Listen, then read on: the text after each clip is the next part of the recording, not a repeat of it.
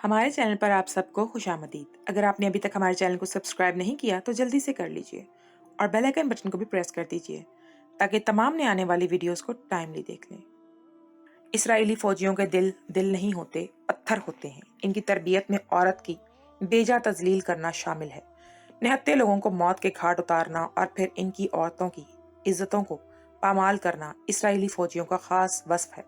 मगर जब जालिम की रस्सी दराज हो जाए तो फिर फैसले कुदरत करती है। मुझे बुरी तरह जमीन पर घसीटा जा रहा था। इंतहाई बेदर्दी से मेरे वजूद को जख्मी किया जा रहा था।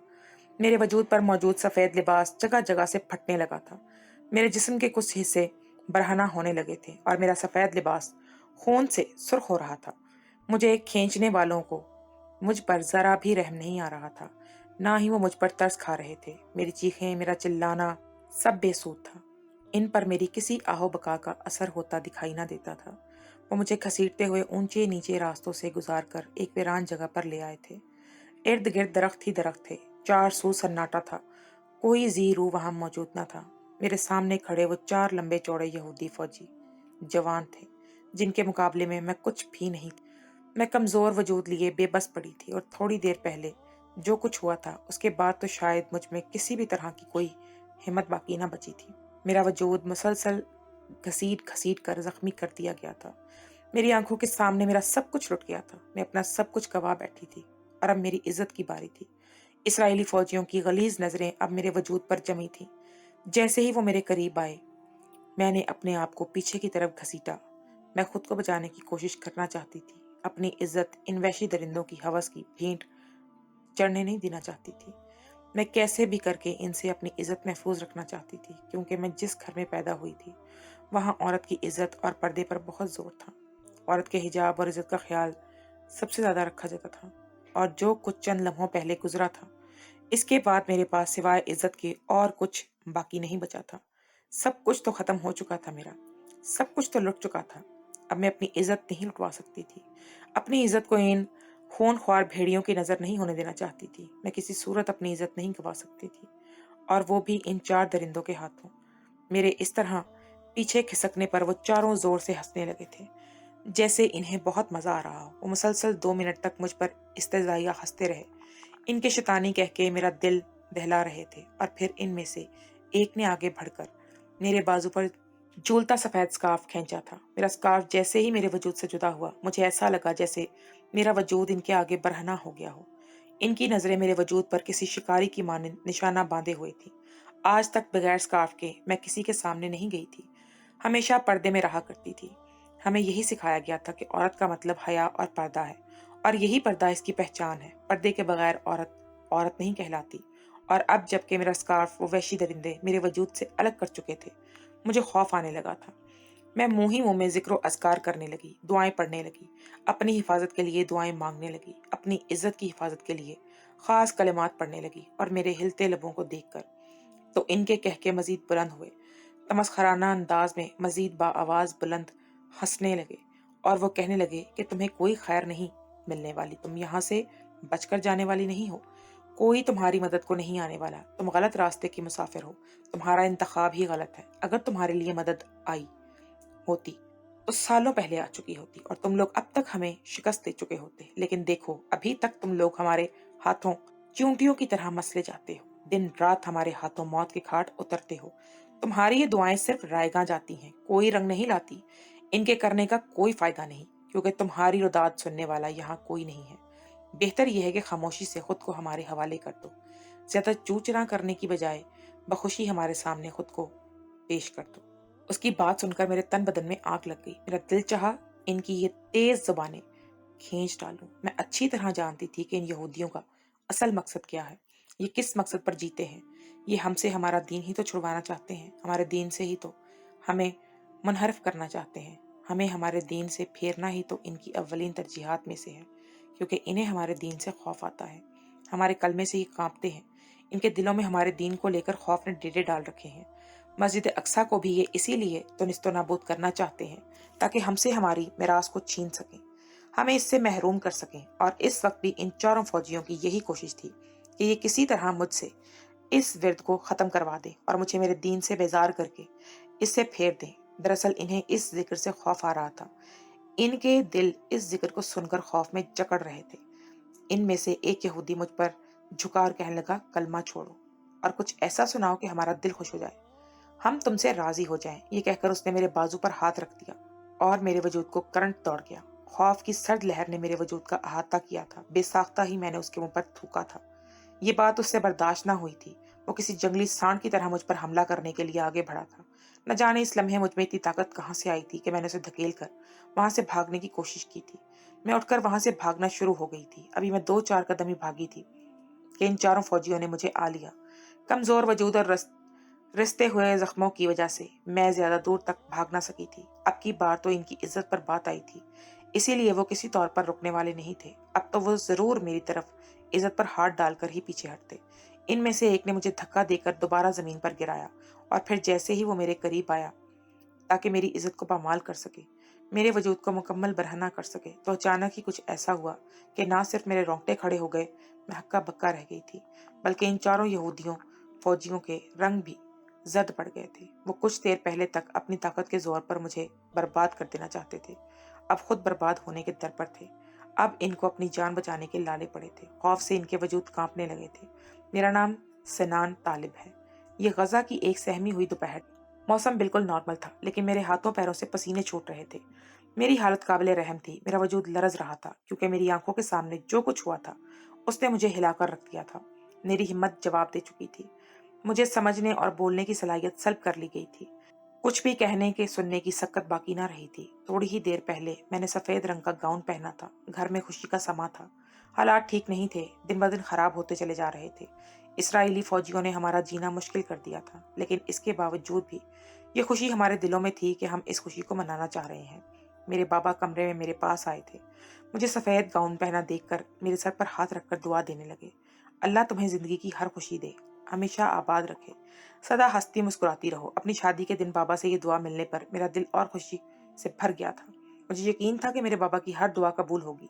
घर से बाहर थोड़ा दूर एक छोटा सा इंतजाम किया गया था। सारे घर वाले और बाबा वहां चले गए और जाते जाते बाबा कहने लगे कि जब लड़के वाले आएंगे तो मैं खुद तुम्हें लेने के लिए आऊंगा। बाबा की बात सुनकर मैं मुस्कुरा दी थी और एक दफा फिर आईने में अपने खूबसूरत अक्स को देख रही थी। बहुत खूबसूरत नैन नक्श रखती थी। मैं से नान अपने बाबा की इकलौती बेटी थी और इस बात पर मुझे बड़ा नाज था। फिर मेरा होने वाला शौहर जमाल भी मेरी खूबसूरती का दीवाना था और मुझसे बहुत मोहब्बत करता था। जमाल का ताल्लुक एक मुजाहिदी तंजीम से था। वो फ़लस्तीनियों के हकूक़ के लिए लड़ रहा था और ये बात मेरे लिए काबिल फ़ख्र थी कि मैं एक ऐसे मुजाहिद की बीवी बनूंगी जो हमारी बहन बेटियों की इज्जत की हिफाजत के लिए हर हद तक जाने को तैयार है। उसका ये अमल मेरे लिए काबिल फ़ख्र था। मैं खुद को बहुत खुशकिस्मत समझती थी। मैं और मुजाहिद आपस में रिश्तेदार भी थे और हमारी ये पसंद की शादी होने वाली थी। सब कुछ खानदान वालों की मर्जी से तय हुआ था। वो सब इस शादी पर बहुत खुश थे। मैं और जमाल शुरू से ही एक स्कूल में पढ़ते थे। हम दोनों कम उम्री से ही एक दूसरे की मोहब्बत में मुब्तला थे और जब भी मैं जमाल से शादी हमारी की बात करती तो वो मुस्कुराकर खामोश हो जाता था, मुझे कोई जवाब न देता। कभी कभी तो मुझे लगता कि वो मुझसे शादी ही करना नहीं चाहता, जबकि उसे भी मुझसे इतनी ही मोहब्बत थी जितनी मोहब्बत मुझे उससे थी। और जब एक दफ़ा मैंने गुस्से में उससे कहा कि जमाल, तुम मेरी मोहब्बत के जवाब में खामोश क्यों रहते हो? ये खामोशी इख्तियार करने का क्या मतलब है? क्या तुम मुझसे शादी नहीं करना चाहते? तो उसने पहले तो खामोशी इख्तियार की और फिर धीरे से कहने लगा कि मैं जिस रास्ते पर चल रहा हूँ इसमें शादी की गुंजाइश नहीं है। मेरी जिंदगी, मेरा मकसद सब कुछ और है। इस सब में शादी की गुंजाइश निकालना मुश्किल है। इस वक्त तक मैं नहीं चाहती थी कि जमाल के दिलो दिमाग में क्या चल रहा है, लेकिन इस दिन मैंने जमाल से अपने हर सवाल का जवाब मांगा था और फिर जमाल मुझे एक जगह लेकर गया। ये एक पुराना सा छोटा सा खंडर नुमा घर था। हम इस घर में दाखिल हुए तो जमाल ने एक कमरा खोला जो लॉक था। इस कमरे की दीवारों पर बहुत सी तस्वीर थी और कुछ पुराना सामान था। जमाल वो सब मुझे दिखाते हुए कहने लगे, ये घर मेरे दादा का था और ये सामान मेरे बाबा का है। तुम अक्सर पूछती थी ना कि मेरी बड़ी बहन कहाँ है, इसका अचानक इंतकाल कैसे हुआ। आज मैं तुम्हें बताता हूँ कि हमारे साथ क्या हुआ था, हम किस किस्म के हालात से गुजरे थे। मेरे पापा मेरी बहन को साथ लेकर दूसरे शहर गए थे। वहां इन्हें कुछ काम था और फिर रात गए तक लौटकर वापस आना था। लेकिन जिस जगह वो रुके थे वहां इसराइली फौजियों ने छापा मारा और दहशतगर्द का नाम देकर मेरे बाबा को उठाकर ले गए और मेरी बहन को भी। ना ही मेरे बाबा दहशतगर्द थे और ना ही मेरी बहन। वो दोनों तो किसी इलाज के सिलसिले में गए थे, क्योंकि मेरी बहन को कोई बीमारी हो गई थी जिसका इलाज यहाँ मुमकिन नहीं था। यहाँ रहकर इलाज करवाना मुमकिन नहीं था कैसे भी। اس لیے وہ لوگ تو صرف علاج کی غرض سے گھر سے نکلے تھے۔ میرے بابا اور بہن پر بہت زیادہ تشدد کیا گیا اور انہیں مجبور کیا گیا کہ وہ اپنی دہشت گردیوں کو قبول کر لیں اور اس بات کو مانیں کہ انہوں نے اسرائیلی فوجیوں پر حملہ کر کے انہیں قتل کیا ہے۔ میرے بابا ہرگز بھی یہ الزام قبول کرنے کو تیار نہیں تھے، کیونکہ وہ جانتے تھے کہ اس الزام کو قبول کرنے کے بعد ان کے ساتھ کیسا ظلم ہوگا، کس قسم کی بربریت کا سامنا کرنا پڑے گا۔ لیکن میرے بابا کو زبردستی مجبور کیا گیا، کیونکہ ان کے سامنے میری بہن کو برہنہ کر کے اس پر تشدد کیا گیا اور پھر کئی فوجیوں نے باری باری اس کے ساتھ بربریت کا سلوک کیا، اس کی عزت کو پامال کیا، اس کی عزت کو تار تار کیا۔ میری بہن ان کی اس بربریت کے بعد شہید ہو گئی اور میرے بابا اس صدمے سے نڈھال ہو گئے۔ بہن کو بچانے کے لیے انہوں نے وہ جرم اپنے کاندھوں پر لے لیا جس کا ارتکاب انہوں نے کیا ہی نہیں تھا، لیکن اس کے باوجود بھی ان کٹر یہودی فوجیوں نے میری بہن کو نہ بخشا اور اسے ظلم کی آخری حدوں تک اپنی ہوس کا نشانہ بنائے رکھا، اور وہ بھی میرے بابا کے سامنے کتنا اذیت ناک تھا۔ یہ سب میرے بابا کے لیے یہ سب کچھ اپنی آنکھوں کے سامنے برداشت کرنا۔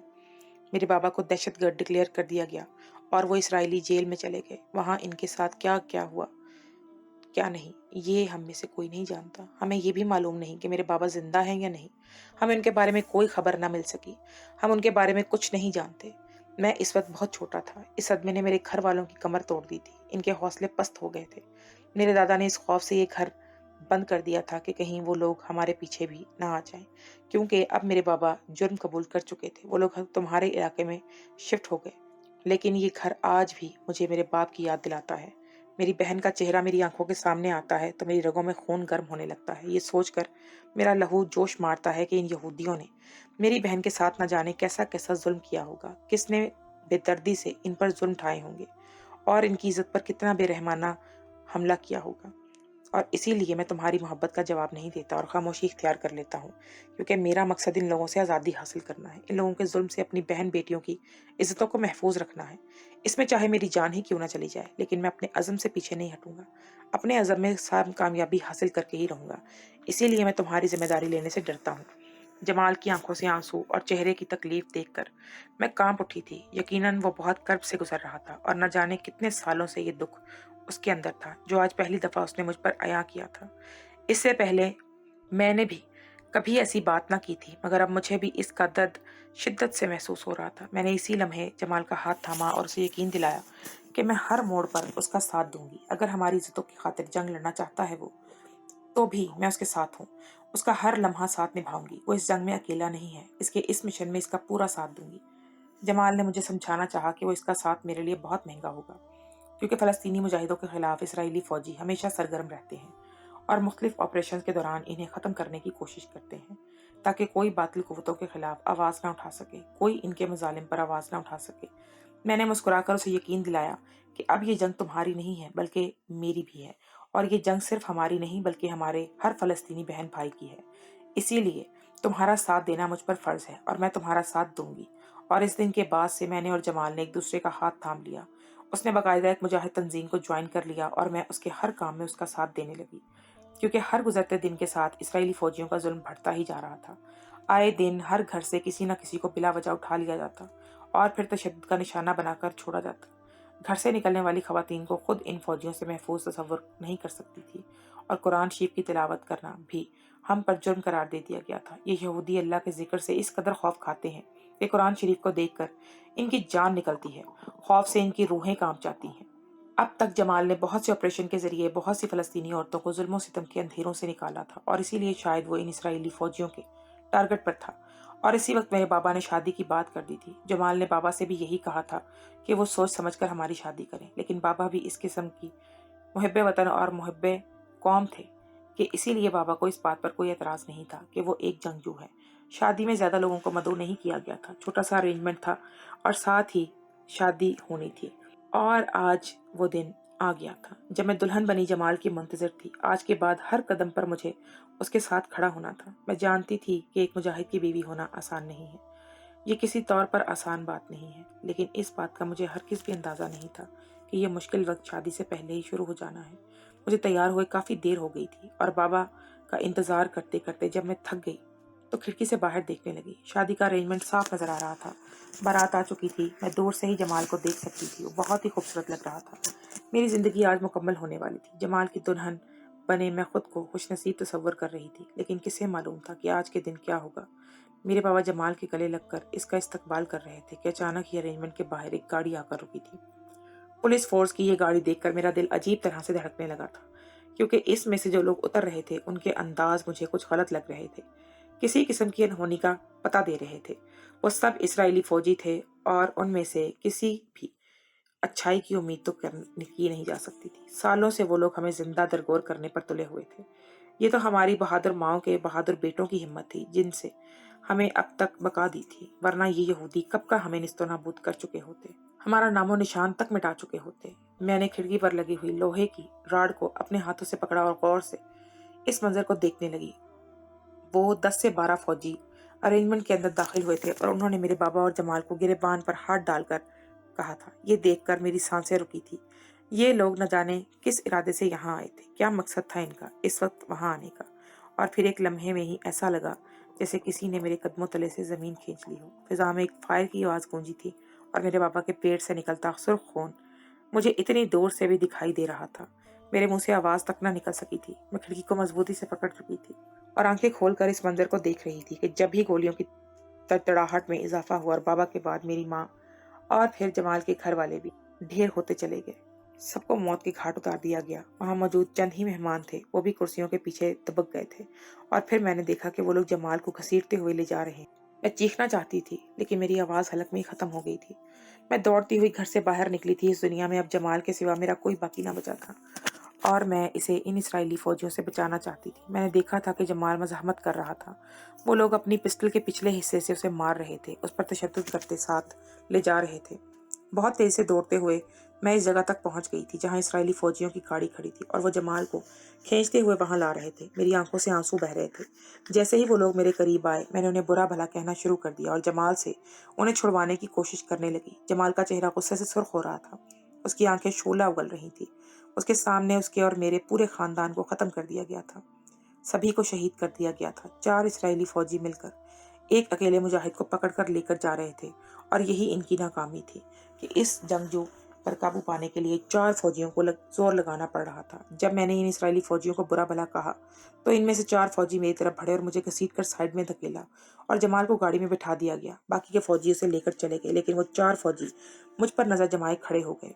मैं उन्हें मारने के लिए पत्थर उठाने लगी तो उनमें से एक मेरे करीब आकर कहने लगा, दुल्हन तो तुम बन ही गई हो, अब शादी की रात का शौक भी तुम्हारा पूरा कर देते हैं, तुम्हारे इस शौक को पाया तकमील तक पहुंचाते हैं। इनकी ऐसी बात सुनकर मेरे कानों से धुआं निकलने लगा था। इन बदबख्तों की नज़र मेरे वजूद पर जमी थी और इसी लम्हे मुझे एहसास हुआ था कि मैं कितनी अकेली हूँ।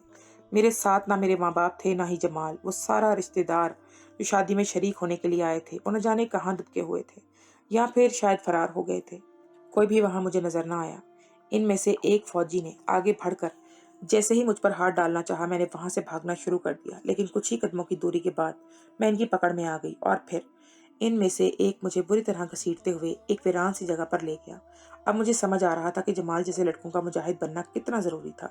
अगर इन मुजाहिदीन और जंगजुओं का खौफ इन इसराइली फौजियों के सर पर सवार ना होता तो शायद ये हर रात किसी न किसी घर में घुसकर अपनी हवस की भूख मिटाते थे।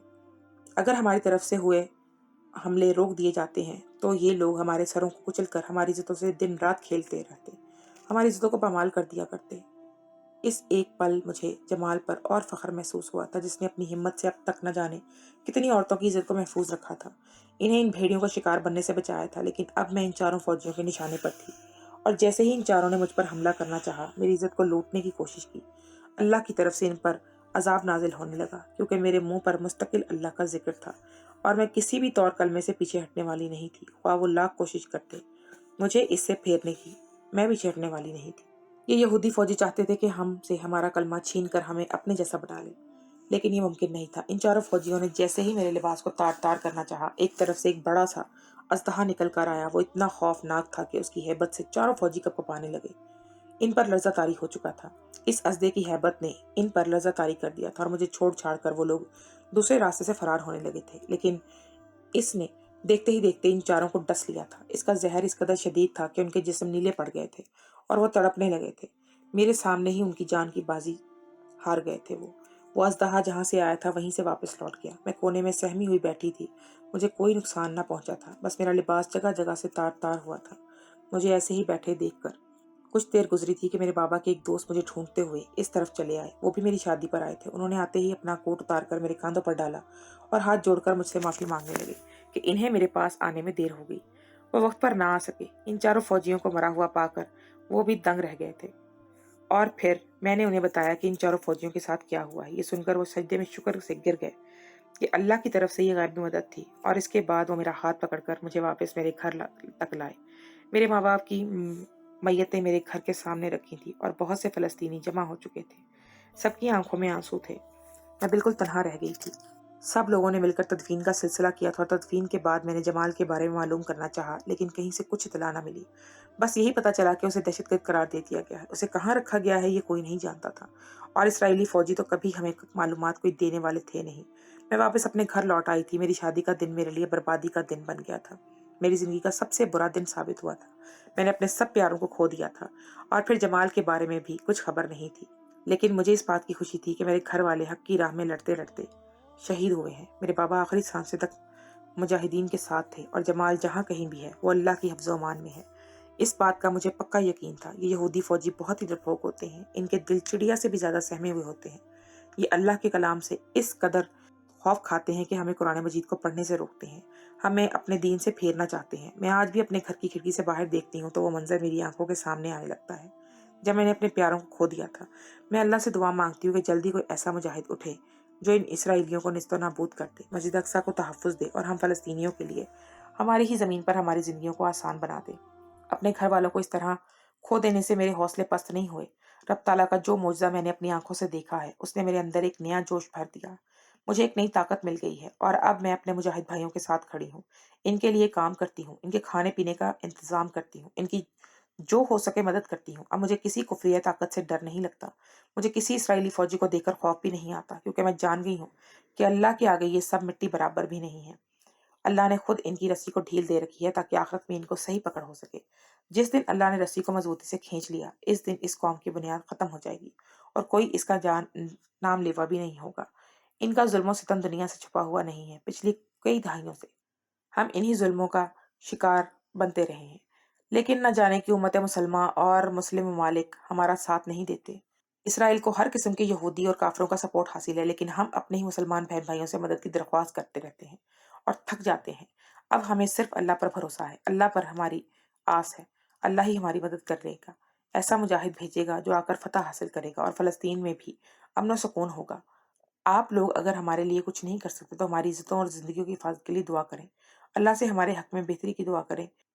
अल्लाह जल्द अज जल्द हमें इन इसराइलियों के तसल्लुत से निजात दे। आमीन।